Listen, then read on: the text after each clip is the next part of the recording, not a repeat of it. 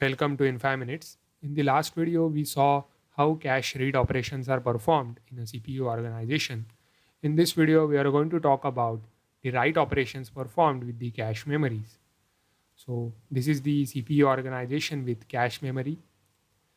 Now, during the write operation, the address at which the data is written is placed on the address bus by the CPU, and the data is placed on the data line.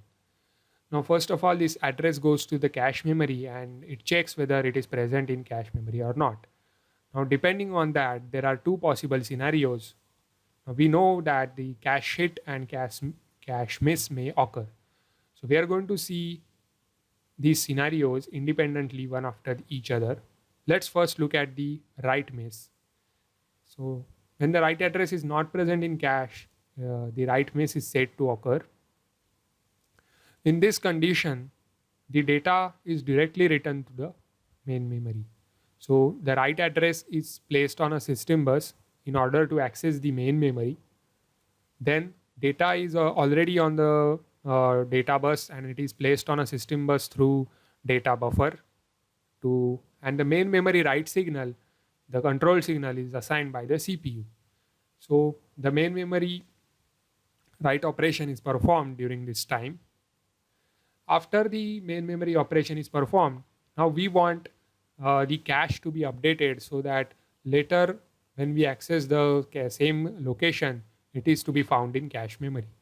So what we do is the updated memory location and the address are fetched into the cache memory. The updated data is coming from the main memory and the address line is already present there. So the cache is updated with the new data and the write operation is done.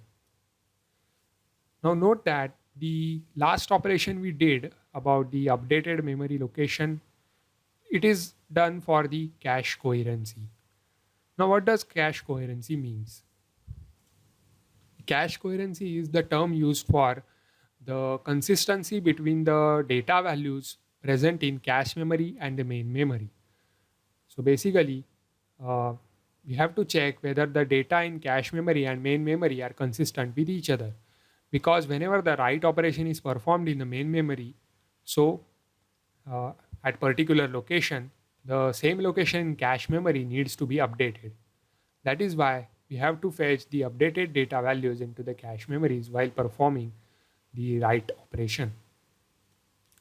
So in the similar fashion, when the write operation is done in cache memory, now that operation should also reflect in the main memory.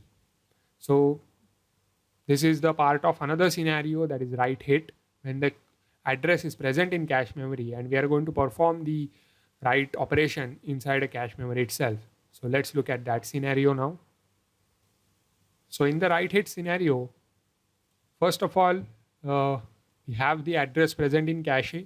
So we write the data in cache memory. Then to maintain cache coherency, as discussed before, we can do two things here. So there are two possible policies which we can perform, and they are known as write through policy and write back policy. So let's look at each policy one by one. In the write through policy, when after a write operation is performed in cache memory, immediately the write operation is also performed for the main memory. So the same address and data are placed on a system bus through the address and data buffers, and the operation is performed in the main memory. Now when this is done, the consistency between the data values of cache memory and main memory is always maintained. The advantage is the main memory is valid for multiple processors, so that when multiple processors are sharing same memory, and when one CPU updates the main memory through cache, now it is going to be valid for all the other processors as well. So this is the major advantage. And the drawback of this policy is that the slow operation, it is basically defeating the process of having a cache memory, because it is anyway accessing the main memory through the system bus, and it also increases data traffic each time a write hit occurs. So please stay tuned. Thank you for watching.